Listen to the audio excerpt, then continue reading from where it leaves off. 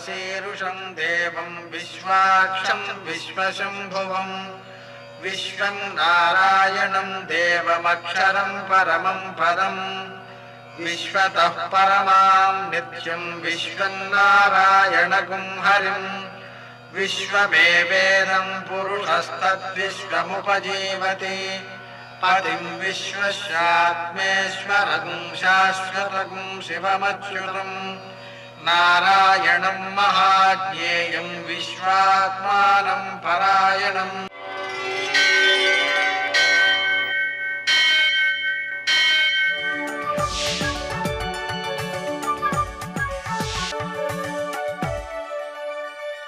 सूर्यशौर्यमथेन्दुरिन्द्रपदवी सन्मङ्गलं मङ्गलम्। लक्ष्मीं क्षीरसमुद्रराजतनयां श्रीरङ्गधामेश्वरीं दासीभूतसमस्तदेववनितां लोकैकदीपाङ्कुरां श्रीमन्मन्दकटाक्षलब्धो ब्रह्मेन्द्रगङ्गाधरां त्वां त्रैलोक्यकुटुम्बिनीं सरसिजां वन्दे मुकुन्दप्रियां। सिद्धलक्ष्मीर्मोक्षलक्ष्मीर्जयलक्ष्मी सरस्वती श्रीलक्ष्मीर्वरलक्ष्मीश्च प्रसन्ना मम सर्वदा। నేటి కాలమాన విశేషాలను గమనిద్దాం. స్వస్తి శ్రీ చాంద్రమాన విజయనామ సంవత్సరం ఉత్తరాయణం, వసంత ఋతువు చైత్రమాసం, కృష్ణపక్షం, శుక్రవారం. సూర్యోదయం 5:42 సూర్యాస్తమయం 6:20. తిథి పాడ్యమి రాత్రి 10:31 వరకు. నక్షత్రం స్వాతి మధ్యాహ్నం 3:03 వరకు. వర్జం రాత్రి 8:08 నుంచి 9:35 వరకు. దుర్ముహూర్తం ఉదయం 8:14 నుంచి 9:05 వరకు. మరల మధ్యాహ్నం 12:26 నుంచి 1:17 వరకు. అమృతకాలం ఉదయం 7 గంటల నుంచి 8:28 వరకు. మరల అమృతకాలం తెల్లవారుజామున 4:50 నుంచి ప్రారంభమవుతూ ఉంటుంది. అది మరునాడు సూర్యోదయం అయిన తర్వాత కూడా కొనసాగుతుందన్నమాట. రాహుకాలం శుక్రవారం కాబట్టి ఉదయం 10:30 నుంచి 12 గంటల వరకు. నేటి విశేషాలు. శుక్రవారం లక్ష్మీదేవికి చాలా ప్రీతికరమైనటువంటి రోజు. ఆ విధంగానే అమ్మవారికి ప్రీతికరమైనటువంటి రోజు. ఆ శుక్రవార ప్రయుక్తంగా లక్ష్మీదేవిని ఆరాధించవచ్చు. దారిద్ర్య దహన స్తోత్రం అని, అలాగే లక్ష్మీ అష్టోత్తరం అనమాట, దాన్ని 108 సార్లు కనుక పారాయణ చేసినట్లయితే ఆర్థికమైనటువంటి సంపద వృద్ధి చెందుతుంది, లోటుండదు. ప్రధానంగా ధనము ఆనందాన్ని ఇవ్వాలా, దుఃఖాన్ని ఇవ్వాలా అంటే ఆనందాన్ని ఇవ్వాలి. ఆ ఆనందం సిద్ధించాలంటే తప్పనిసరిగా లక్ష్మీదేవిని ఆరాధించి తీరాలి. నేటి ఆణిముత్యాలు.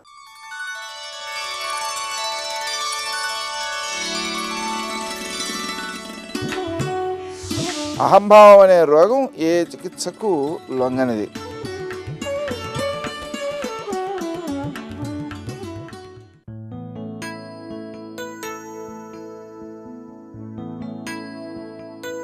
కష్టమైన సుఖమైన నీలోంచి పుట్టేదే. వాటిని నియంత్రించే మేట నీ వద్దనే ఉంది.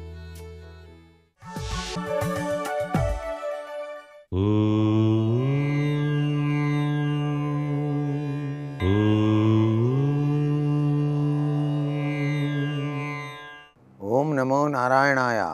ఓం నమ శివాయ. శ్రీమాత్రే నమః. లక్ష్మీదేవి యొక్క అనుగ్రహం పొందటానికి ప్రతి వాళ్ళు కూడాను పాటించవలసిన నియమాలు చాలా ఉన్నాయి. ఊరికే లక్ష్మి రావట్లేదండి ఎంతో చాలా జాగ్రత్తగా ఉంటున్నాం, డబ్బులే నిలవట్లేదు అని చెప్పేసి బాధపడాల్సిన పని లేదు.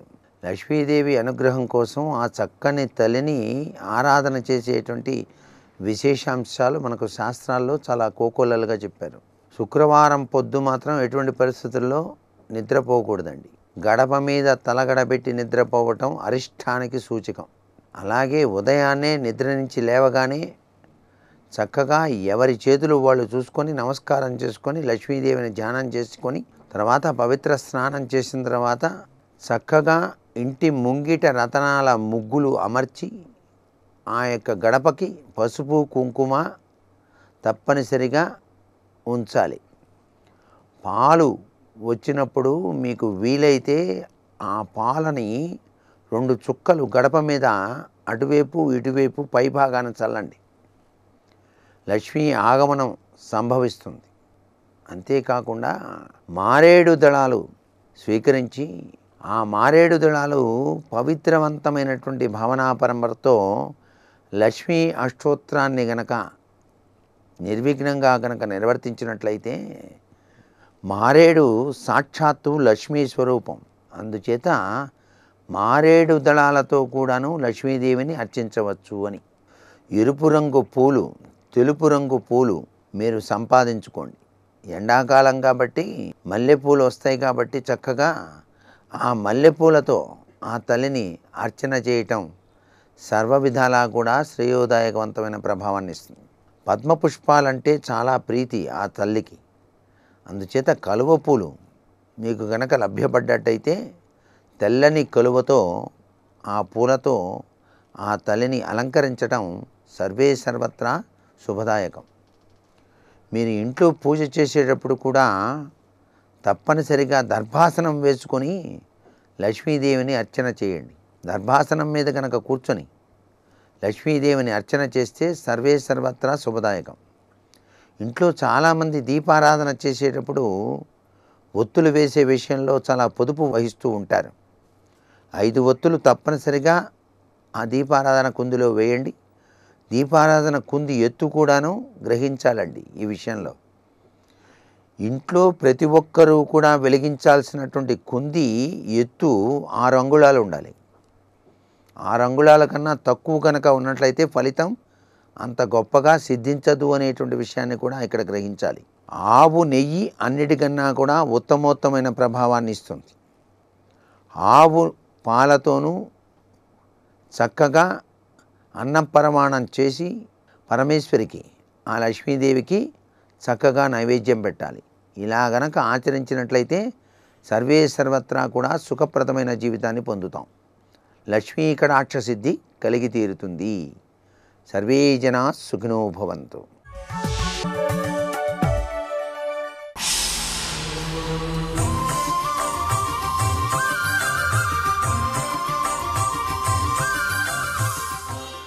శతక సాహితీ సరస్వతికి నమస్కారం.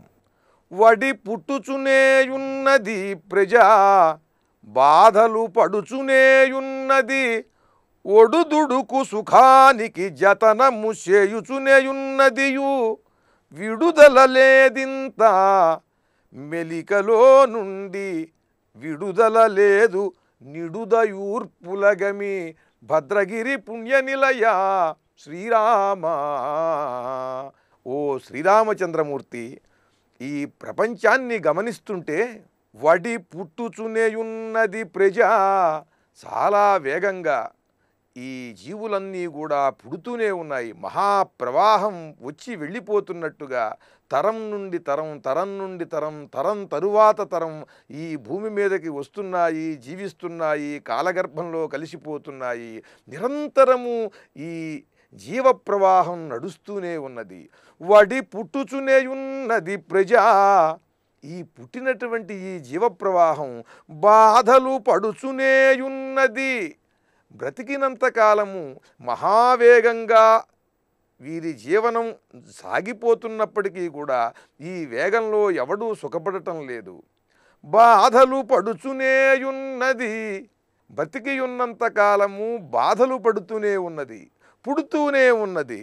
ఒడుదుడుకు సుఖానికి జతనము చేయుచునేయున్నదియు, ఈ హెచ్చు తగ్గుల సుఖానికి ఇవాళ ఉన్న సుఖం రేపు సుఖం కాదు. ఇప్పుడు ఆనందం కలిగించేది తరువాత దుఃఖాన్ని కలిగిస్తున్నది ఈ భూమి మీద. అది ఏ సుఖమైనా సరే అటువంటి సుఖం కోసమే, అది శాశ్వతం కాదని తెలిసి కూడా తాత్కాలికమైన ఆ సుఖానికే ఈ జీవులన్నీ కూడా వ్యామోహపడి ఒడుదుడుకు సుఖానికి జతనము చేయుచునేయున్నది. ఈ తాత్కాలికమైనటువంటి ఈ సుఖం కోసమే నిరంతరం ప్రయత్నం చేస్తున్నది. పక్కనున్న జీవులతో పోటీ పడుతున్నది, వారు పొందిన దానికి అసూయపడుతున్నది, తనకు లేదే అని బాధపడుతున్నది. ఇన్ని చేస్తూ కూడా మళ్ళీ దానికోసమే ప్రయత్నం చేస్తున్నది. విడుదల లేదింత. ఈ బంధంలో చిక్కుకుని ఏ మాత్రము కూడా ప్రశాంతిని పొందటం లేదు, ముక్తిని పొందటం లేదు. ఈ భావాల నుండి బయటికి రాలేకపోతున్నారు ఈ జీవులందరూ కూడా. విడుదల లేదింత, రవ్వంత కూడా వీరికి ఈ బంధం నుండి బయటపడేటువంటి మార్గం ఏమీ కనిపించటం లేదు. ప్రయత్నం దాని గురించి వీరు చేయటం లేదు. మెలికలో నుండి విడుదల లేదు. ఈ బంధములన్నీ కూడా అల్లుకుపోయి ఉన్నాయి. ఈ మెలికెలుగా పెనవేసుకున్న ఈ భవబంధంలో చిక్కుకున్న ఈ జీవులందరూ కొట్టుమిట్టాడుతున్నారు బాధలతో. నిడుదయూర్పులగమి, దీర్ఘంగా నిట్టూర్పులు విడుస్తున్నారు బాధలు పడుతూ. నిడుదయూర్పులగమి, ఈ బాధల్లో పడుతూ వీటి గురించి తెలుసుకుంటూ తమ అనుభవంలోకి వచ్చినటువంటి ఈ జనన మరణ చక్రం గురించి బయటపడేందుకు ప్రయత్నం చేయకుండా ఏం చేస్తాం, భగవంతుడు మన ఇలా పుట్టించాడు, ఇలా బ్రతకాల్సిందే, మన చేతుల్లో ఏమీ లేదు అని ఈ బాధలు పడుతూ విపరీతమైనటువంటి దీర్ఘమైనటువంటి నిట్టూర్పులు మాత్రం విడుస్తున్నారు. ఇది చాలా చోద్యంగా ఉన్నది స్వామి, దీని నుండి బయటపడేటువంటి ప్రయత్నం ఒక్కరు కూడా చేయటం లేదు అని ఈ బంధాలలో చిక్కుకుని భగవంతుని వైపు చూడని వారిని చురక పెడుతూ వారికి వీటి నుండి బయటపడాలనే సంగతి తెలియజేస్తూ ఈ సకల చరాచర ప్రపంచంలో ఉండే ఈ జీవ ప్రవాహాన్ని సునిశితంగా గమనించి వారి చర్యలన్నింటినీ కూడా చక్కగా విశ్లేషించి మనం అలా అయిపోకూడదని చక్కగా కవితాభరితంగా తెలుగు పలుకుబడులతో చక్కని ఛందస్సులో గొప్ప శతకాన్ని వ్రాసి మనకు అందించిన కవి సమ్రాట్ విశ్వనాథ సత్యనారాయణ గారి భద్రగిరి శతకంలోని మరి ఒక పద్యం గురించి రేపు ఉదయం తెలుసుకుందాం. జై శ్రీరామ్. ఉన్నది నీవొక్కడవే ఉమానాథ, నాకున్నది నీవొక్కడవే ఉమానాథ. ఉన్నది నీవొక్కడవే ఉమానాథ. జయ జయ జగదేకనాథ శంభో ప్రకృతి మనోహర నిత్య చిత్స్వభావ అపగత కలుష ప్రపంచవాచామపి మనసో పదవీం అతీతతత్వా. శివాయ గురవే నమః. శ్రీమాత్రే నమః. శ్రీ విష్ణురూపాయ నమః శివాయ. పార్వతీదేవి తపస్సుకు సంతోషించి పరమేశ్వరుడు అమ్మవారి యొక్క చేతిని పట్టుకుని, ఈ రోజు నుంచి నేను నీ దాసుణ్ణి, నీ తపస్సులతో నన్ను కొనేసేవు అని చెప్తూ వివరిస్తున్నటువంటి రమ్యమైనటువంటి పలుకులు. త్యజ్యతాంచత్వయా లజ్జా మమ పత్ని సనాతని. నువ్వు ఇంకా లజ్జని విడిచిపెట్టు, నువ్వు నాకు సనాతని అయిన పత్నివి. ఇది అద్భుతమైన మాట. శివశక్తుల దాంపత్యం సనాతనం, ఇది ఇక్కడ చెప్తున్నది. అంతేగాని కొత్తగా వాళ్ళిద్దరూ వేరై మళ్ళీ పెళ్లి చేసుకోవడం అనేటువంటిది లోకలీలా విడంబనం, అదొక లీల మాత్రమే. కానీ వాళ్ళది సనాతన దాంపత్యం, అది నిత్యము ఉండేటువంటిది. ఈ సృష్టికి పూర్వము ఆ శివశక్తులు ఉన్నారు. సృష్టి అంతా శివశక్తిమయం, ఎప్పుడు ఉంటుంది శివశక్తి స్వరూపం. కానీ లీల అనేది ఎందుకు జరుగుతుంది అంటే లోకానికి ఒక ధర్మాన్ని బోధిస్తూనే క్రమంగా వారికి భక్తిని కలిగించి తాత్వికమైన జ్ఞానం వైపు పరిణమింపజేయడం కోసమే లీల. ఈ లీలలో 3 ప్రయోజనాలు ఉంటాయి. అందుకు ధార్మిక దృష్టితోనూ, భక్తి దృష్టితోనూ, తాత్విక దృష్టితోనూ లీలని పరిశీలించాలి. అంతేకాదు ఒక లీల ఒక మంత్ర సంకేతములు. ఆ లీలా ఘట్టాల్ని మనస్సులో భావన చేస్తుంటే అదొక ధ్యానయోగంలా పరిణమిస్తుంటాయి. అందుకు శివుడు పార్వతీదేవిని పట్టుకున్నటువంటి దృశ్యం ధ్యానయోగ్యమైన దృశ్యం. ఒకవైపు తపస్సిద్ధురాలైన తల్లి, ఇంకొక వైపు తపస్సిద్ధిస్వరూపుడైన పరమేశ్వరుడు. ఆ ఉభయుల యొక్క యోగ స్థితి ఇక్కడ కనిపిస్తున్నది. దీన్ని మనస్సులో ఎల్లవేళలా ధ్యానించి పరవశించవలసినటువంటి ఘట్టం అది. అందుకు సనాతనీ పత్ని మమ, నువ్వు నాకు సనాతనమైన భార్యవు అన్నారు. సనాతనము అంటే శాశ్వతము అని అర్థం. శాశ్వతమైన భార్యవు నువ్వు. గిరిజే త్వం హి సద్బుద్ధ్యా విచారయ మహేశ్వరి. ఇది నువ్వు బాగా ఆలోచించి తెలుసుకో, నువ్వు నాకు సనాతనమైన భార్యవు అన్నాడు. ఈ ఆలోచించి తెలుసుకో అంటే ఇది విచారణతోనే తెలుస్తుంది మన యొక్క సనాతన దాంపత్యం అనేది. ఇది ఇందులో ఉన్నటువంటి మర్మము. పైగా మయా పరీక్షితాసిత్వం బహుధా దృఢమానసే, నువ్వు దృఢ మనస్కురాలివి, అందులో సందేహం లేదు. అయినప్పటికీ నిన్ను చాలా పరీక్ష పెట్టాను.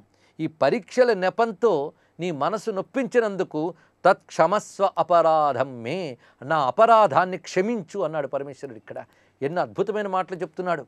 నీకు దాసుణ్ణి, నీ తపస్సులతో కొనేసావు, నన్ను క్షమించు అన్నాడు. పరీక్ష అనే నెపంతో నిన్ను నొప్పించినందుకు నన్ను క్షమించు. అయితే ఈ పరీక్షలు ఎందుకంటే లోకలీలానుసారిణ, తపస్సంటూ చేస్తే పరీక్ష అంటూ తప్పదు. అది లోకానికి ఒక పద్ధతిని చెప్పడం కోసం, ఆదర్శాన్ని చూపించడం కోసం నువ్వు నేను కలిసి లీలను ఆచరించాం. అందుకు వాటిని క్షమించి ఇంకా నన్ను విడిచిపెట్టకు. సర్వదాహం తవాధీన, మళ్ళీ తవాధీన అనే మాట అంటున్నాడు. ఎల్లవేళలా నీకు నేను అధీనుడను. ఇదే స్వాధీన వల్లభ అని మనం లలితాశాస్త్రంలో చదువుకున్న మాటలో ఉన్న భావం. శివ స్వాధీన వల్లభ, శివ స్వాధీన వల్లభ, రెండు విధాలుగా కూడా ఆ నామాలను అనవచ్చు. శివ స్వాధీన వల్లభ అంటే శివ అంటే అమ్మవారు, ఆవిడ స్వాధీన వల్లభ, వల్లభుణ్ణి స్వాధీనం చేసుకున్నదట. శివస్వాధీన వల్లభ అంటే శివునకు అధీనమైన వల్లభురాలు అనే భావం కూడా తీసుకోవచ్చు. అందుకక్కడ తవాధీన, నీకు నేను అధీనుణ్ణయ్యాను. ఏహి ప్రియే మత్సకాశం, ఇంక నువ్వు నా ఆపత్యమే గనక నాతో పాటు రా, మనిద్దరం మన ఇల్లైనటువంటి కైలాసానికి వెళదాం. త్వయా సాకం ధృతం యాస్యే స్వగృహం పర్వతోత్తమం, మనం కైలాసానికి వెళదాం పద అనగానే తల్లి ఒక్కసారి సిగ్గుపడి తన తపస్సు పండిందని ఆనందించి అంతవరకు పడిన శ్రమనంతటిని వదిలివేసిందిట. ఇక్కడ ఒక మాట చెప్తున్నారు. లోకాచారం ప్రకారంగా ఫలం లభించాక అంతవరకు పడ్డ శ్రమని మర్చిపోతారు అన్నాడు. అంతే, ఫలం లభిస్తే శ్రమలో ఉన్న అలసటంతా దానంతటదే పోతుందట. అందుకు తపోజనితమైనటువంటి శ్రమ అంతా కూడా శివస్పర్శతోనే పోయింది ఆమెకు. ఎందుకంటే స్వామి స్పర్శలోనే ఒక శాంతి ఉన్నది, సేద తీరడం ఉన్నది. అలాంటి స్పర్శ, అలాంటి దర్శనము, అలాంటి భాషణము, 3 యోగాలు లభించే ఇక్కడ తల్లికి. అందుకు శివస్పర్శ, శివదర్శనము, శివభాషణము, వీటితో సేద తీరి అమ్మవారు అన్నదిట. చాలా బాగుంది, మీ అనుగ్రహం లభించింది, నా తపస్సు పండింది అని మీ నోట మీరు అన్నారు, అది సంతోషం. కానీ ఇప్పుడు మన ఇద్దరం అలా కైలాసానికి వెళ్ళిపోవడం తగని పని. ఎందుకంటే నేను హిమవంతుని యొక్క కుమార్తెను, అందుకు పద్ధతిగా సంప్రదాయంగా మీరు నన్ను చేపట్టాలి అని చెప్పింది తల్లి. యది ప్రసన్నో దేవేశ కరోషి చ కృపాం యది పతిర్భవమమేశాన మమ వాక్యం కురు ప్రభో, నీకు నా ఎడల అనుగ్రహం కలిగినట్లయితే, నా యొక్క నిర్మలమైన తపస్సు సత్యమైతే మీరు దయచేసి ఒక పని చేయాలి. అది మా ఇంటికొచ్చి నన్నిచ్చి పెళ్లి చేయమని మా నాన్నగారిని అడగండి అన్నది. అంటే అమ్మ ఎంత చక్కగా సంప్రదాయాన్ని పాటిస్తున్నది. అంతేగాని శివుడు అనుగ్రహించాడు ఇలాగే కైలాసానికి వెళ్ళిపోతాను అనకుండా నాన్నని అడిగి కన్యాదానము ద్వారా నన్ను మీరు చేపట్టాలి, ఇది సంప్రదాయము. అందుకు సంప్రదాయబద్ధంగా వివాహం జరగాలి. అటువంటి సంప్రదాయబద్ధమైన వివాహం గురించి అమ్మవారు ఇక్కడ చూపిస్తున్నారు. గంతవ్యం భవతానాథ హిమవత్పార్షత ప్రభో, మీరు సమయం చూసుకుని మా ఇంటికి రండి, వచ్చి నన్ను అడగండి, ఏమని, మీ అమ్మాయిని నాకు భిక్షగా ఇవ్వండి అని అడగండి. అలా నన్ను మీరు స్వీకరించాలి, ఇది పద్ధతి. అప్పుడు మా నాన్నగారు పద్ధతి ప్రకారంగా ఋషిభిర్బోధిత ప్రీత్యా స్వబంధు పరివారత, ఋషుల వాక్యాలు వింటూ బంధుజనాల మధ్య కన్యాదానము ద్వారా నన్ను మీకు అప్పగిస్తారు, ఇది పద్ధతి. నిజానికి మీరు నన్ను అనుగ్రహించారు, మన ఇద్దరిది శాశ్వత దాంపత్యం, కానీ వివాహం అనేది పద్ధతిగా జరగాలి. ఎందుకంటే మన ఇద్దరి యొక్క బంధం ఏంటో మీకు తెలియందా? ఇదివరకు నేను దక్షపుత్రిగా ఉన్నప్పుడు శివనందాపరుడైన దక్షుడి కుమార్తెగా ఉండకూడదన్న శరీరాన్ని పరిచయించాను. ఇప్పుడు మళ్ళీ ఇలా అవతరించాను, ఇప్పుడు చేపట్టబోతున్నాను. కానీ అప్పుడు జరిగిన పెళ్ళి సరిగ్గా జరగలేదు, అందువల్లనే మన బంధము మధ్యలో విడిపోయినది. ఇక్కడ ఈ తెలుసుకోవాల్సిన గొప్ప విషయం ఉన్నది.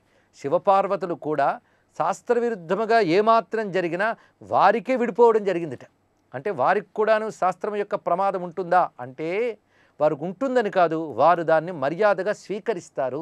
లీలలో దైవం చేసేది శాస్త్రాన్ని స్వీకరిస్తారు వారు. సామాన్యులకి శాస్త్రం అది ఫలితం చూపిస్తుంది, అది ఇక్కడ చెప్పేది. అందుకు ఇక్కడ తల్లి చెప్తున్న మాటలు ధార్మికమైన ఉపదేశము. అందుకే ఒక కథలో, అది దేవతలకు సంబంధించిన కథలో ధార్మిక ఉపదేశాలు ఉంటాయి, తాత్విక సందేశాలు ఉంటాయి, భక్తి సాధనకి యోగ సాధనకి పనికొచ్చే సూచనలు ఉంటాయి. ఈ కోణాలతో కథని పరిశీలించాలి. అందుకు ఇక్కడ తల్లి చెప్తున్నటువంటిది వివాహం అనే సామాన్యమైన విషయం కాదు. ఒక స్త్రీ పురుషులు ఒకరినొకరు నచ్చినంత మాత్రమున వివాహం చేసుకుని కలిసి బతుకుతామంటే కుదరదుట. అలా కుదిరిన తర్వాత అనేకమైన క్షోభలు ఎదురుగుతాయి. ఒక భార్యాభర్తల బంధం ఏర్పరిచేటప్పుడు అనేక దేవతాశక్తుల అనుగ్రహం కావాలి. ఆ అనుగ్రహం పొందడానికి చేసేటువంటి యజ్ఞమే వివాహ యజ్ఞము. వివాహము పెళ్ళి ఒక వేడుక కాదు, అదొక యజ్ఞం. ఆ యజ్ఞం చేసేటప్పుడు పితృదేవతల అనుగ్రహం ఒకటి, ఇంకొక వైపు గంధర్వ యక్ష ఇత్యాది దేవతల యొక్క అనుగ్రహం ఒకటి. ఇలాంటి వివిధ దేవతల అనుగ్రహంతో పాటు పితృదేవతల అనుగ్రహం కూడా లభిస్తే అలా ఏర్పడిన వివాహ బంధము శాశ్వతముగా ఉంటుంది. లేకపోతే క్రమక్రమంగా మనస్తాపాలు, పరస్పరం పడకపోవడాలు, కలహాలు, ఒక్కొక్కప్పుడు విడిపోయే ప్రమాదాలు ఇన్ని ఏర్పడతాయి. అందుకు భారతీయ వివాహ వ్యవస్థ ఒక దైవ బలంతో, ఒక తపోబలంతో, ఋషుల ఆశీర్వచనంతో, వేద మంత్రబలంతో సమకూర్చిన ఒక పటిష్టమైన వ్యవస్థ. ఇది తెలుసుకోవలసింది. ఈ వ్యవస్థకి ఆది దంపతులే ఆదర్శము. అందుకు నిత్య దంపతులైనటువంటి ఆ ఆది దంపతులు, అనాది దంపతులైన పార్వతీ పరమేశ్వరులు లీలగా ఇక్కడ వివాహం అనే వ్యవస్థ గొప్పతనాన్ని చెప్తున్నారు. ఇక్కడ అమ్మవారు చెప్తున్నారు, వివాహమునందు గ్రహముల యొక్క అనుగ్రహం చాలా అవసరము. మనకి యథోక్త విధిగా అంటే శాస్త్ర విధితో నేను దక్షకన్యగా ఉన్నప్పుడు వివాహం జరగలేదు. యథోక్త విధినా తత్ర వివాహో నకృతస్త్వయ. అప్పుడు ఒక హడావిడిగా, ఒకానొక తొందరగా, మా నాన్నగారికి ఇష్టం లేదు గనక ఒక తొందరగా జరిగింది ఆ వివాహం అంతా. అప్పుడు న గ్రహాః పూజితాస్తేన దక్షేణ జనికేన మే. అప్పుడు గ్రహములు ఏవైతే ఉన్నాయో వాటిని మా నాన్నగారు పూజించలేదు సరిగ్గా. ఎందుకంటే గ్రహములను పూజించి వీళ్ళ దాంపత్యం బాగుండాలి అని తల్లిదండ్రులు ఆకాంక్షించాలి. అటువంటివేవి మా నాన్న చేయలేదప్పుడు. వాటి ప్రభావం వల్లనే ఒక ఛిద్రం ఏర్పడింది. ఛిద్రము అంటే విడిపోవడం అనేది ఏర్పడింది. గ్రహాణం విషయస్తేన సచ్ఛిద్రోయం మహానభూత్. ఒక మహాఛిద్రం ఏర్పడింది. ఇప్పుడు మళ్ళీ అలాంటి ప్రమాదాలు రాకుండా మా నాన్నగారు పద్ధతిగా వివాహముడే యజ్ఞం చేసి నన్ను మీ చేతిలో పెట్టాలి. ఆ విధంగా జరిగేలాగా మీరే చూడాలి. కనుకనే మీరు వచ్చి మా నాన్నని నన్నిమ్మని అడగండి అని చెప్పగానే పరమేశ్వరుడు ఒక్కసారి మందహాసం చేసి, బాగుంది నువ్వు చెప్తున్న మాటలు, ఇవేవైనా చెయ్యడానికి యోగ్యంగా ఉన్నాయా? పైగా నేను ఎప్పుడు ఒకరికి ఇచ్చేవాడినే కానీ ఇంకొన్ని అడిగేవాడిని కాను. మహాదాత పరమేశ్వరుడు. ఎందుకంటే ఎవరికైనా ఈశ్వరుడే ఇవ్వాలి, ఆయనకి ఎవరేమిస్తారు, ఆయనకి ఏం లోటు ఉందని. అలాంటిది నేను నీకు దాసుణ్ణి అన్నంత మాత్రాన నన్ను నువ్వు యాచకుడిగా చేస్తావా అన్నట్టు. నేను వెళ్ళి మీ కూతుర్ని ఇవ్వండి అని అడగాలా? దాసుడైనంత మాత్రాన నువ్వు చెప్పినవన్నీ చెయ్యాలే నేను. కనుక నేను యాచకుడిని కాను. నేను వచ్చి ఎలా అడుగుతాను? పైగా గ్రహాలేమిటి, ఉపగ్రహాలేమిటి, ఇవేనో బాగున్నాయా? ఈ గ్రహాలేమిటి? నువ్వెవరు? నువ్వు నా యొక్క శక్తివి, అది మర్చిపోకు. నువ్వు నా మాయాశక్తివి. మాయామయం కృతమిదంచ జగత్ సమగ్రం సర్వాత్మనాహ విధృతం పరయా స్వబుద్ధ్యా. నేను స్వతంత్రుణ్ణి, నేను గ్రహాలకు అధీనుణ్ణి కాను, గ్రహాలు నా అధీనం. పైగా నువ్వు నా యొక్క మాయాశక్తివి, ప్రకృతివి. ఈ ప్రకృతిలో భాగములు ఈ గ్రహాలు, ఉపగ్రహాలు, ఋతువులు, కాలములు అన్నీ కూడా ఆ ప్రకృతివు నువ్వు. ఈ ప్రకృతివైన నువ్వు నా యొక్క శక్తివి. కనుక నీ శక్తి వల్ల నడిచేటువంటి గ్రహాలు నిన్ను నన్ను ఏం చేస్తాయి చెప్పు? కే గ్రహాః కే ఋతుగణాః కే వాన్యేపి త్వయా గ్రహాః కిముక్తంచ అధునాదేవి శివార్థం వరవర్ణిని. ఈ గ్రహములు, ఋతుగణములు ఇవన్నీ కూడా మనల్ని ఏం చేస్తాయి? పైగా ఒక రూపం స్వీకరించి మనిద్దరం లీల చేస్తున్నాం కానీ ఇది భక్తహేతోర్ జగత్యస్మిన్ భక్తవత్సల భావతః. భక్తుల కోసం మనం చేసేటువంటి ఈ లీలలో మళ్ళీ మనం కూడా అస్వతంత్రంగా ప్రవర్తించిన ఏం బాగోలేదు. కనుకని ఇటువంటి మాటలు నువ్వు చెప్పకు, నాతో పాటు కైలాసానికి రా అన్నాడు పరమేశ్వరుడు.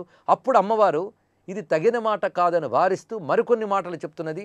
అవేమిటో రేపు తెలుసుకుందాం. సర్వం శ్రీ సాంబ సదాశివ చరణారవిందార్పణమస్తు.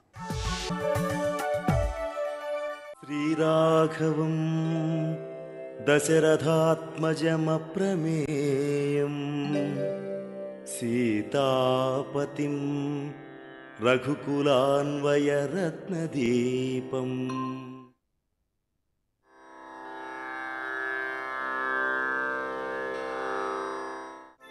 తతో గర్జద్ధరివరః సుగ్రీవో హేమ పింగళః తేన నాదేన మహతా నిర్జగామ హరీశ్వరః.